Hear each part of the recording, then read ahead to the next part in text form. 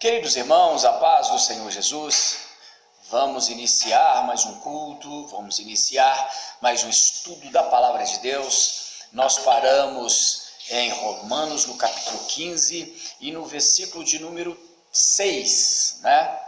Romanos, no capítulo 15, versículo de número 6, vamos continuar do versículo de número 7 ao 13.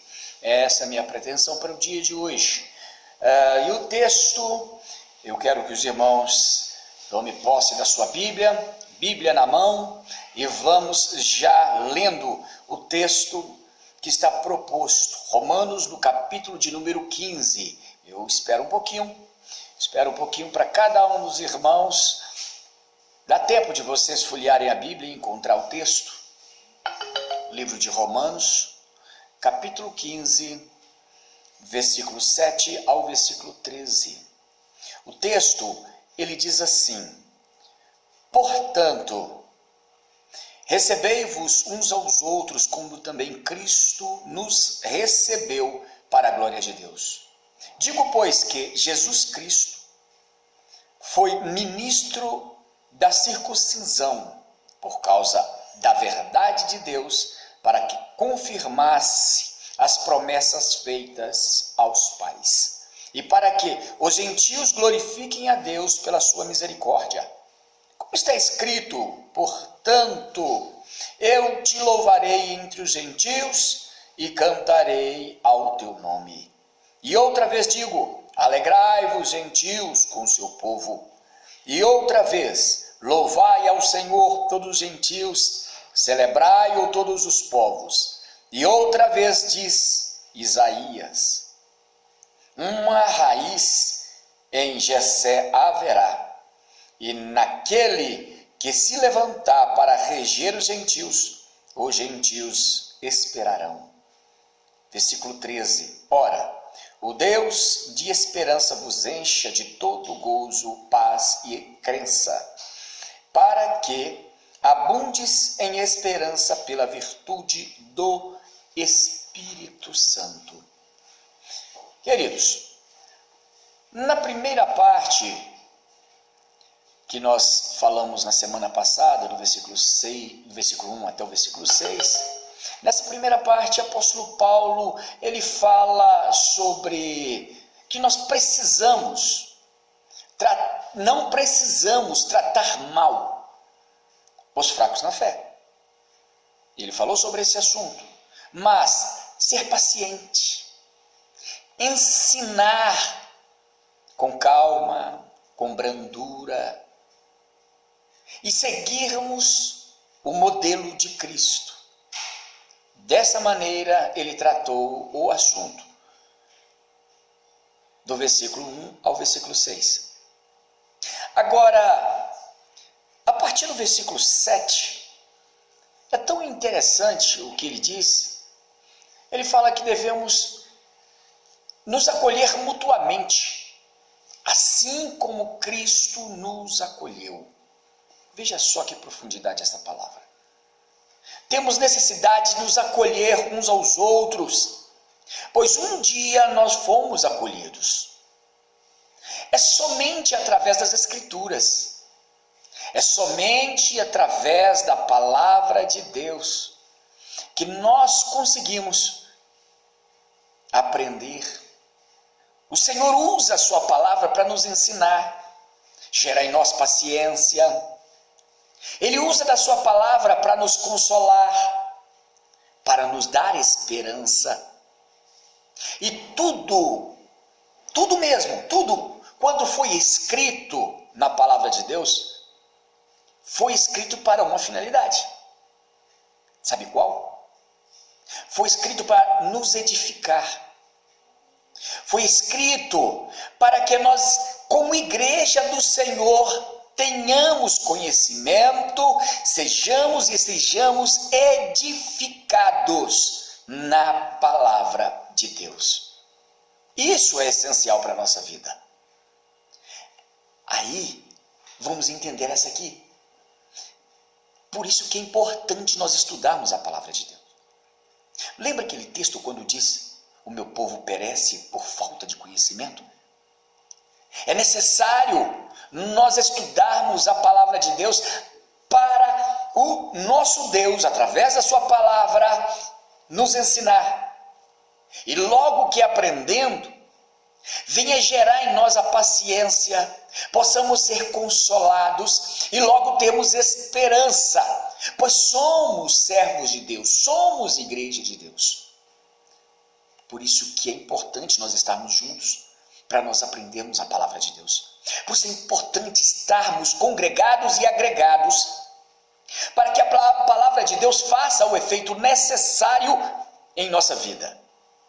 Sabe, o versículo 7, ele fala assim: portanto, recebei-vos uns aos outros, como também Cristo nos recebeu, para a glória de Deus. Sabe?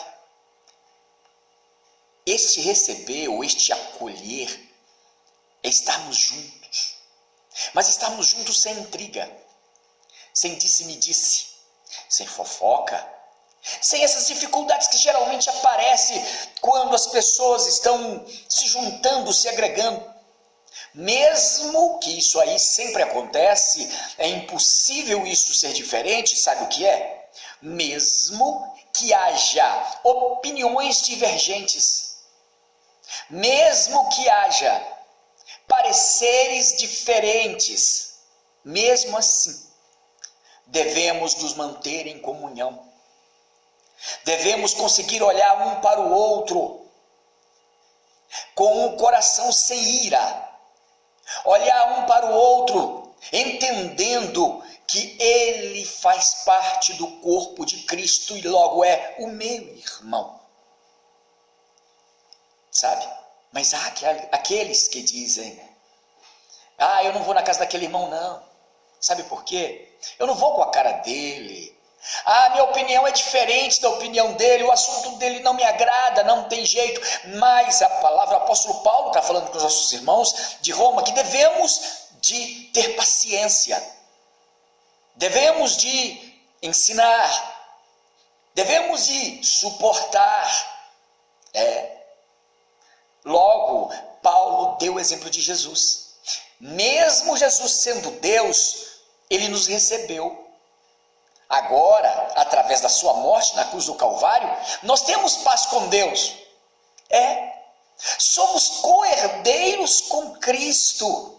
Veja só, se o Senhor Jesus, ele falasse assim: não quero eles, não quero saber deles, são pecadores, não se importa, teríamos já perecido há muito. Mas a misericórdia do Senhor é tamanha, e ele nos recebeu. Foi este exemplo que o apóstolo Paulo nos dá.